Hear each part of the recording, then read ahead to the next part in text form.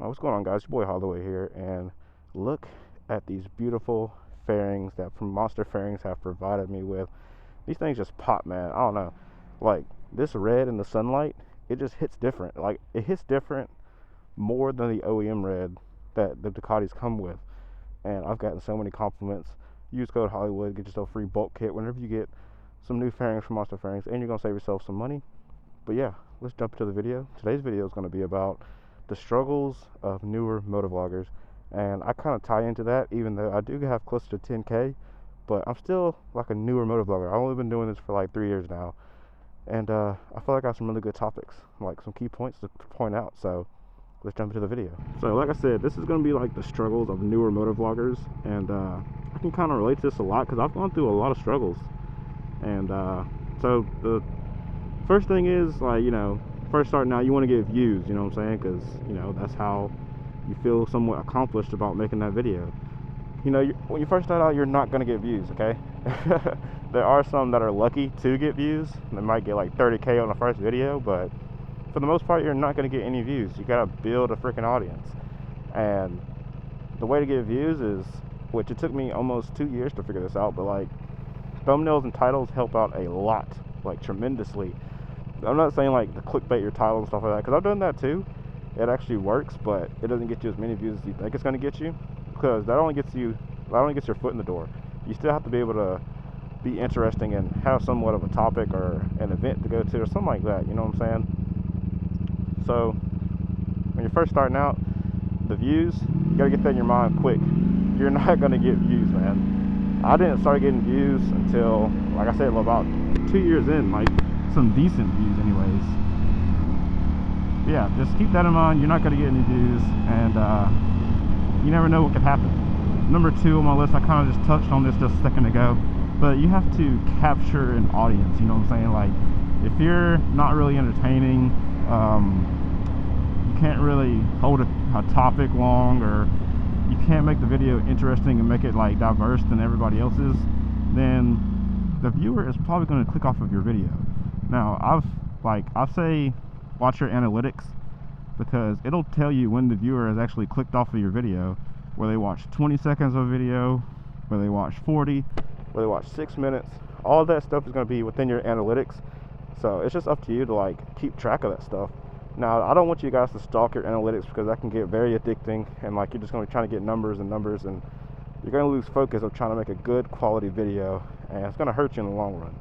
Alright, the next one on the list is going to be trying to grow on all platforms. And the only advice I have for this is, it's going to be very hard. YouTube is probably one of the hardest platforms to grow on, and I don't know why. Like, if you upload shorts, that is like the cheat code. You get so many subscribers from shorts, and it's crazy. But guess what? Those subscribers from your shorts don't carry over to watching your long form content. They might have only subscribed because you post some pretty fire shorts.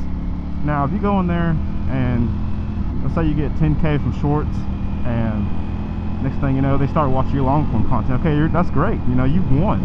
But 99% of the time, those short form content people are not going to watch your long form. So you got to figure out what's the best method of building an audience on a platform. So my advice is, start on Instagram or TikTok. Now, TikTok is very hit or miss, but I say Instagram is probably one of the easiest to grow on, especially if you have friends who have like a little bit of a following already on there. You can get like collab a post with them, or you never know, like one of your videos might just go viral. Like, that's just how Instagram is. TikTok, they do not like biker content. Let me just say that. They will flag a video so quick before you even post it. Okay, that's a little dramatic, but you'll post it, 2 seconds later it's flagged for review, and you won't even know it unless somebody has told you, or your video might be sitting at 0 views for like 2 days straight, and you're like, dang. But TikTok won't tell you. So, and the only thing I say with that is, just stick to one platform at a time.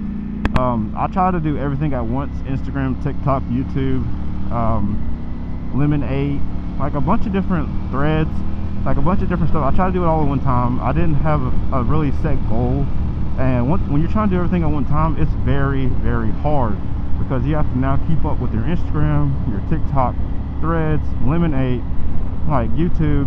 Like, that's a lot of time, and YouTube already in general is a full-time job in itself. So just imagine trying to keep up with all that stuff and then still work your job or do whatever, like maintain a relationship with someone, or you know, it's going to start getting in the way of things. And just keep that in the back of your mind when you start this little YouTube journey or this social media journey. Just remember, like, this stuff takes a lot of time out of your day, and it can bring a lot of problems to your life if you're not careful and if you let it. But as long as you have a path and a plan, stick to the plan. Don't let anybody knock you off your course, because that's when problems start happening. Like I was saying, just stick to one platform and you'll be straight, man. Like I said, I wish I did that in the beginning, as far as like just sticking to Instagram, but at the same time I knew I wanted to do YouTube full time, so I focused more on YouTube. And like, I was trying to keep up with Instagram, but then my Instagram started lacking, and then next thing you know, I haven't posted in 6 months. And then I also got some couple strikes on my channel or on my Instagram page, so I couldn't post on there anyways, because it was not going to go out to the algorithm. Next on the list is, don't be so eager to get caught up in all the hype. You know what I'm saying? Like, you don't need a freaking 1000cc motorcycle as your first bike. You don't need to do top speed runs when you're first starting out riding. You know, you don't need to do any of that stuff to get views and subscribers. You just need to be yourself. You know what I'm saying? Like, you just need to be yourself, be genuine, and don't put on a facade, because once you put on a facade, you got to keep it up. And that in itself, keeping up with a facade, is very draining. And that's why a lot of motovloggers, I don't want to say fail, but they kind of like give up, because it's like, man, I can't keep doing this. I gotta start slowing up a little bit, you know. But as far as like the hype thing, like I was saying, you don't need to do anything that you guys see on the internet, because with that comes problems and drama. So like with me and my situation, you know, I was one of those fast boys back in the day, and your boy had to go do a few days in jail because, you know, I was speeding up and down the interstate. They found my Instagram, my TikTok, and it came back and bit me in the butt. So I no longer do any of that stuff, and it's just a little message to you guys. You know, you don't have to be caught up in the hype. You don't have to do any of that stuff to get views and subscribers. Like, look at Chase on Two Wheels. He doesn't do any of that crap, and he has over 1 million. You know, look at Yummy R6 and Do It With Dan, like stuff like that. Like, people who do reviews, like first rides, stuff like that, like, they have a lot of freaking subscribers and views because that's what people want.